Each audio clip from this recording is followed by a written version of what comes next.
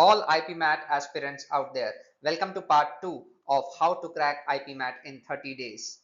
This part will focus on understanding what it takes to clear the cutoffs of each IPMAT exam, both at an overall level and at a sectional level. Let's dive in. Let's deep dive in. The following table gives you a detail about what are the three IPMAT exams and what kind of marks are required. As we look into, we have the maximum marks for IPMAT Indore at 360, for IPMAT Rohtak at 480, and for JIPMAT at 400. In these exams, based on the 2024 cutoffs, we can see that you need a score of 185 out of 360 to be considered for interview at the IPMAT Indore. Similarly, we need a score of 301 out of 400 for IPMAT Rohtak, and then we need a score of around 350, 330 to 350 out of just 400 from the JIPMAT to be selected for the next stage of selection process. But clearing the cutoff is not enough. We also need to be a certain level above it for us to have a better chances cracking the next stage of selection process. So ideally, what you should target is 220 out of 360 for IPMAT Indore, 340 out of 480 for IPMAT Rohtak, and 360 out of 400. I know it's very high, but it is something that you should target given that the JIPMAT is easiest among the three exams. Uh, while clearing overall score is good, we also need to be mindful of section-based cutoffs, which are ideally within IPMAT Indore, Rohtak, and JIPMAT.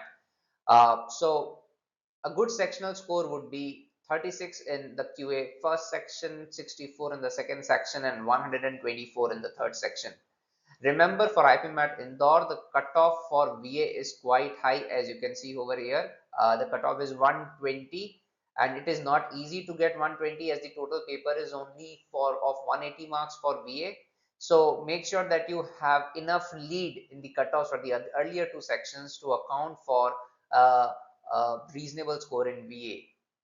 For IPMAT Rohtak, it's pretty straightforward. We need a score of 340, and what we have is three different sections of 40, 40, 40 minutes each. We should ideally target 110 to 115 across the three sections.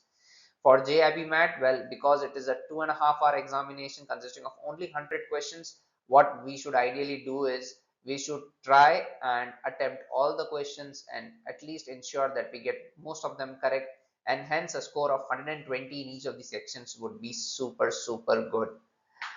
Then we talk about, to get to this score, what should be a good attempt. 65 to 70 questions out of 90 questions of IPMAT Indore, 90 to 95 questions out of 120 for IPMAT Rohtak, and 100 questions for JIPMAT can be considered a good appointment, a good selection of good attempts.